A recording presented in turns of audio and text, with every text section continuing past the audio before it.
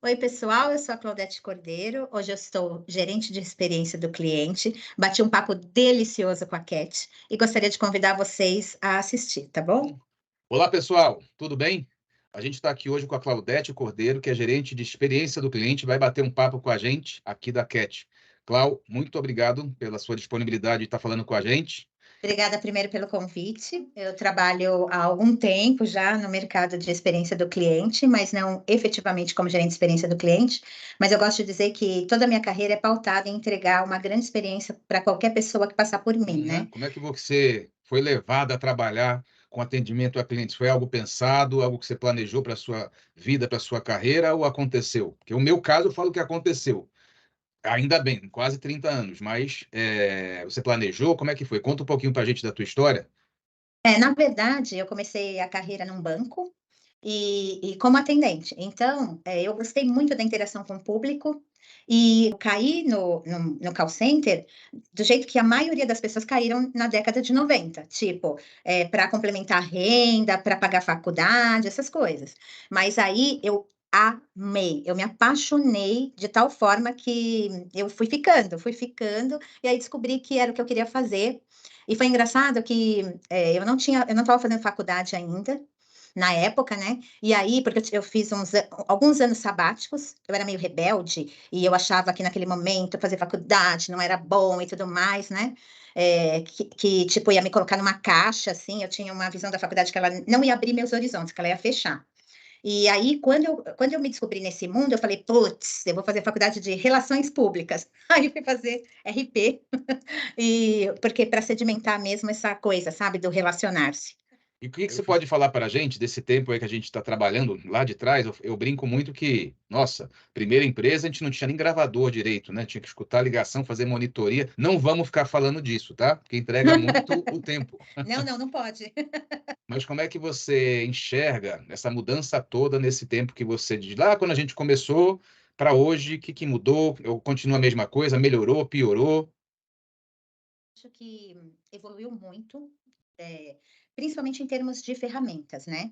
Era vital que esses movimentos de ajuste de ferramenta acontecessem, porque você vai lembrar que era um mundo muito fechadinho, não era tanta gente, o, a escalada desse mercado, de tal forma que a gente foi criando até prestadores de serviços focados especificamente nisso, tinha que trazer ferramentas mesmo para esse processo, para a gente conseguir garantir qualidade, garantir treinamento, garantir a experiência do cliente, né? Que Não tinha é esse nome ainda na época, né? Mas já era isso. Já era isso, né. A gente o tempo todo buscava entregar aquilo que foi vendido. Hoje tem nomes mais glamourosos, mas no fim do dia, sabe combinado não sai caro? É bem isso, combinei com você, tem que te entregar aquilo, e as expectativas que os clientes têm em torno daquilo também têm que ser entregues. É claro que o consumidor mudou muito nesses anos todos, ele foi, ficando mais ciente dos seus direitos, ficando muito mais próximo de órgãos como o Procon, como o consumidor.gov. Então, hoje o consumidor sabe bem o direito dele.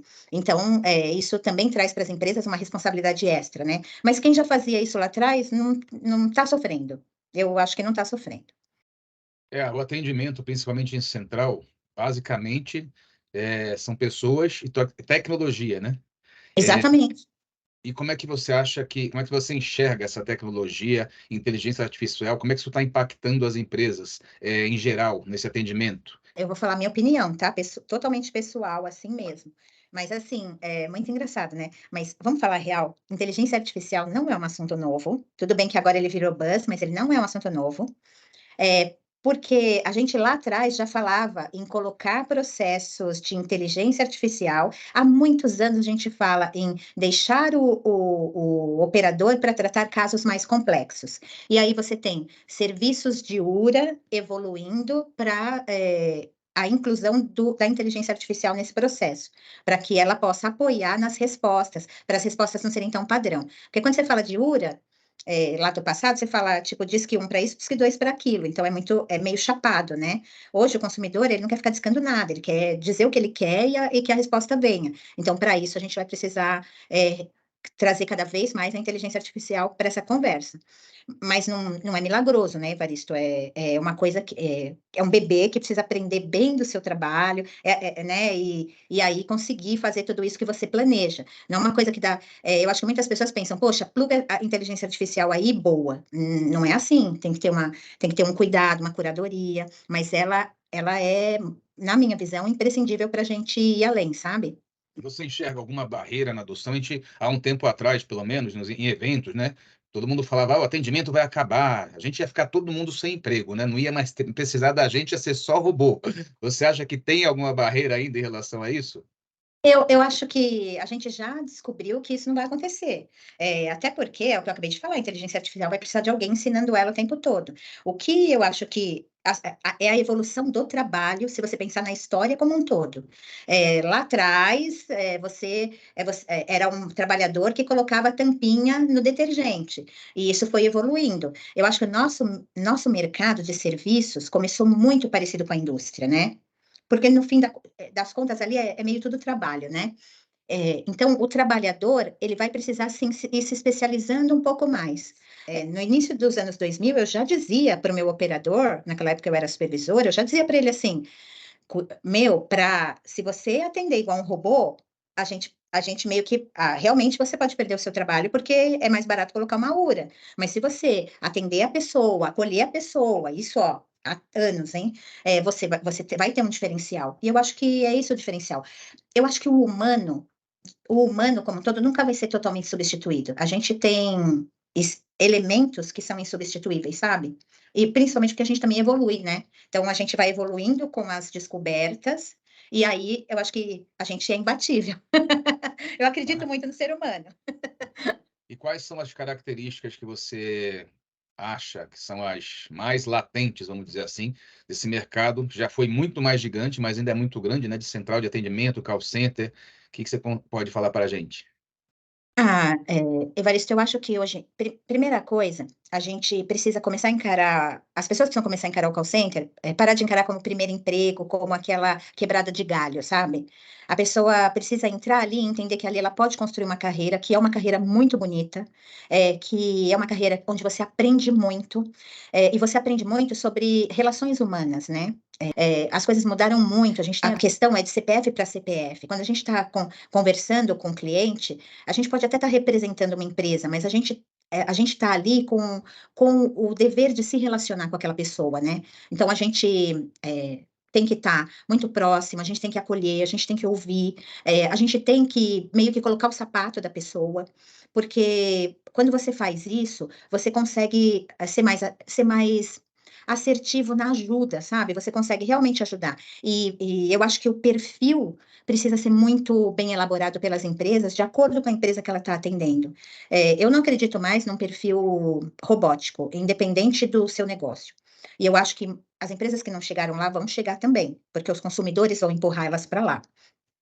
Mas hoje em dia, você tem que olhar acertar muito o perfil. A pessoa tem que gostar de falar com as pessoas, tem que gostar de pessoa, tem que gostar de se relacionar, tem que se sentir realizado quando faz um bom atendimento, quando a pessoa chega lá e ela transmuta o sentimento dessa pessoa. Então a pessoa chegou lá brava, passou por alguma coisa, ela se sente acolhida e sai de lá dizendo: poxa, alguém me ouviu, que bacana.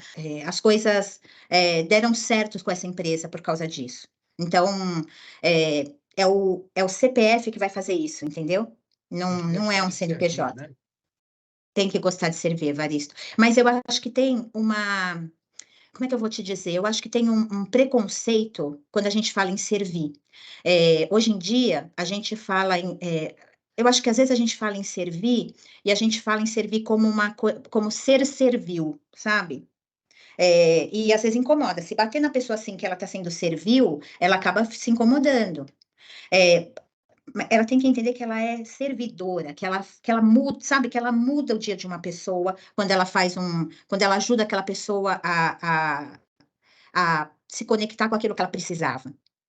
Então, para mim é fundamental que a gente sempre elabore perfis adequados. E eu entendo que num mercado onde muitas vezes você tem que contratar 3.500 pessoas de uma vez só, a gente erre muito, né, na contratação, e às vezes nem faça tudo isso. Mas eu acho que a gente tem que cada vez mais aprimorar. Sabe igual MVP? Você faz um produto mínimo viável, hoje você tem que fazer uma contratação mínima viável ali, pelo menos, se você tiver um número grande de contratação, e aí você vai lapidando o perfil e levando as pessoas, porque uma equipe de um call center tem vários tipos de clientes, né? E aí tem que levar as pessoas de acordo com o perfil e colocando pessoas com perfil adequado ali. Eu acho que esse é o segredo. Não é fácil de fazer, tá? Mas eu acho que é o segredo. Sempre há gente que é o segredo. Concordo. Gostei aí da contratação mínima viável, hein? Vamos lançar nova sigla. Agora, em relação a ferramentas de Speech Analytics, você sabe que a Cat, uma das ferramentas que a gente tem é o Speech Analytics, né? Que você pode falar para a gente, você acha que mudou isso? Que impacto teve nas centrais? Mudou para melhor? É bacana? Enfim. Centrais ainda não utilizam o Speech Analytics em toda a sua base, né? Porque a gente sabe que isso tem um custo, não é uma coisa que você faz só com tecnologia. Novamente, você precisa de pessoas ali refinando o que a tecnologia trouxe. E eu acho que o papel da tecnologia é mesmo alavancar as coisas, sabe? Então, quando eu sozinha consigo ler 10 comentários de um cliente, estou dando um exemplo aqui, a tecnologia consegue taguear para mim sem números de comentários, onde eu vou poder refinar aquela busca. E aí, para refinar, você precisa da pessoa. E eu acho que isso é o bacana. O Speech Analytics, para mim, é fundamental na melhoria dos processos do call center. Eu sei que os investimentos são complexos, mas a gente precisa começar a investir e entender que isso vai mudar o jogo daqui a um tempo, entendeu? E para mim o Speech Analytics ele muda o jogo, porque você consegue fazer, por exemplo, você consegue fazer a monitoria de 100% de uma central, se você quiser. É claro, eu sei que tem custo envolvido, que não é uma coisa fácil, mas você consegue se você quiser. E isso traz ganhos. Claro, na qualidade da prestação do atendimento, isso é fato, mas traz ganhos de processos para o cliente, pode, né, trazer ganhos de processos, traz ganhos de você estar ouvindo o cliente lá na ponta, e trazer essas informações de como é que o cliente está se sentindo com o seu, vou chamar de produto, né, com o seu produto ali. Então, eu acho que as ferramentas de speech, de text analytics, elas são fundamentais para você conseguir fazer um processo de evolução mesmo de forma escalável, né? Não dá mais para a gente fazer, agora vamos brincar aqui, de colocar uma galera numa sala com um gravadorzinho, né? Fazendo assim, entrou ligação, pá, começou a gravar. E depois guardar aquelas fitinhas, né, gente? Que muita gente não vai saber nem o que que é uma fita cassete, mas Não vai tudo bem. saber, não vai saber. Você sabe que antes da Credicar, a empresa não tinha nem a fita cassete. Eu tinha que fazer a Sim. monitoria aqui, né? Ouvia ali a ligação e era isso, né? Era o que tinha, para hoje, né? É Hoje a verdade. gente tem aí gravadores, né? Tem empresa que trabalha com vários gravadores. Inclusive, uma das soluções que a gente tem aqui na Cat também é o retrieval de chamadas, que aí você consegue, com um front-end muito simples, buscar independente do gravador onde esteja. Mas nosso começo, imagina, isso era impensável, né? Então, mas você imagina se a gente tivesse parado lá atrás, se não tivesse uma Cat como outras empresas, né, mas com todas essas ferramentas tecnológicas, hoje a gente não ia dar conta, porque ficaria inviável você cobrar pela quantidade de pessoas que iam acessar um gravador para gravar aquele contato. Isso, hoje, eu vou te falar, hoje você olhando lá para o passado, você pensa assim, ó, meu, não dá, é impossível. Se a gente perdesse a tecnologia hoje, eu vou te falar, caverna, Não tem como, né? Pessoas e caverna, não tem, tecnologia, sem isso a gente não consegue andar. não Pelo menos tem. no atendimento, não. Não, a gente não consegue, não tem como. O negócio é grande demais. E a gente consegue disponibilizar para áreas também, né? Que era algo talvez mais complicado no passado. Enfim, hoje qualquer área consegue escutar a central. A gente é vidraça, né? Não tem jeito. Isso. Bem-vindo, né? Bem-vindo, é Isso, verdade. bem-vindo. E o Eu, futuro, né? Que a gente estava falando. Para a gente, como é que você enxerga o futuro aí das centrais, do call center, do atendimento, da experiência do cliente também? experiência do cliente é uma cultura. A gente ainda tem um processo para desenvolver nas empresas de realmente ter a cultura de olhar para o cliente. Hoje eu acho que no geral, né, no geral a gente fala bastante sobre isso, a gente ainda tem um monte de coisas para entregar, né, tem rentabilidade, aí a gente fica pensando como é que a gente, junta esses 2 mundos de rentabilidade com alguém pedindo coisas para você, mas, eu sempre acreditei que o cliente, ele é o cara que manda, porque ele paga pelo serviço. Então, quando ele paga pelo serviço, ele traz alguns pontos em que você vai ter que trabalhar para você continuar mantendo sua rentabilidade. Isso é fato. Ainda mais hoje que tudo vira commodity. Você pode ver, uma coisa às vezes é novidade. Ah, lançou uma empresa tipo XPTO, para não dar nome para nenhuma. Aí vem, dá um tempinho, essa empresa tem sucesso, daqui a pouco tem 10 empresas disso. E aquilo que era exclusivo virou commodities. Então, para mim, é a era do commodities. Toda hora surge commodity, commodity, commodity. E como é que você se diferencia nesse processo? Para mim, são as pessoas que vão diferenciar. Fazendo bons processos, olhando para o cliente, entendendo a jornada que ele tem que passar para usar o seu produto, ajustando algumas partes de jornada, e é claro, você não vai agradar 100%. Você vai ter que ver quem é o teu público. E aí trazer esse público para o jogo, entendeu? Esse é um ponto. Para mim, para a gente evoluir nessa parte de atendimento ao cliente, a gente precisa cada vez mais pensar meio fora da caixa. Então, o seu público quer um script? O seu público quer que você fale, bom dia, obrigada por ter ligado, só um momento, por favor, o senhor fulano de tal? Não sei, pode ser que seu público peça isso, mas você precisa entender para quem que você está prestando aquele atendimento, para você adequar o atendimento para aquele seu público. E isso tem tudo a ver com a voz da marca. Então, você tem que trazer cada vez mais a voz da marca para dentro do call center. E entender qual é o perfil do atendente que tem que estar ali, que a gente já falou um pouquinho lá atrás. Perfil da pessoa, do atendente, do supervisor, do gestor da conta, tem que estar muito atrelado ao perfil da tua marca. Para tudo isso, tem que estar todo mundo no jogo, né? Não é uma coisa que hoje você pega uma pessoa e vai lá e monta um call center. Ah, não, a Claudete vai lá e define tudo do call center. Não, a Claudete vai chamar o time de marketing, a Claudete vai chamar o time de produtos, a Claudete vai chamar um monte de gente para entender como é que ela monta aquele call center. Isso para mim é muito importante. E aí, para a gente dar conta de toda essa parada, tecnologia. Hoje em dia, você tem processos tecnológicos para RH, processos tecnológicos para marketing, processo tecnológico para o call center em si, que alavanca os seus números, como o próprio Speech Analytics, que a gente já citou um pouquinho, ele alavanca os nossos números. Você não precisa colocar mais uma multidão de monitores para monitorar uma central de atendimento. Você consegue fazer isso de uma forma muito mais aderente àquele cliente, colocando tecnologia com algumas pessoas ali, que você também vai precisar olhar o perfil. O time do call center, principalmente sendo terceirizado, precisa cada vez mais ser um consultor. Ele precisa entender o cliente que ele está atendendo, isso eu digo já em termos de a empresa prestadora de serviços com a empresa contratada, tá? Para que ela possa trazer de resultados, para aquela coisa de resultados, olha aqui, eu atendi 80/20. Não, cara, você tem que olhar se você se atendeu a voz da marca, você está olhando para os meus processos e dizendo, Claudete, esse daqui não está legal, os clientes estão dizendo isso. Então, essa consultoria também é muito importante numa terceirização, sabe? Porque não é fácil, né, Evaristo? A gente já esteve dos dois lados e não é fácil você levar a voz da marca para um cara que tem uma outra empresa que é quem paga o salário, né? Isso não é um trabalho fácil. Essas coisas parecem uma receitinha fácil, parece que qualquer um consegue implantar, mas a gente sabe quanto suor, quanta lágrima vai ter nesse processo. Mais suor ou mais lágrima será, hein?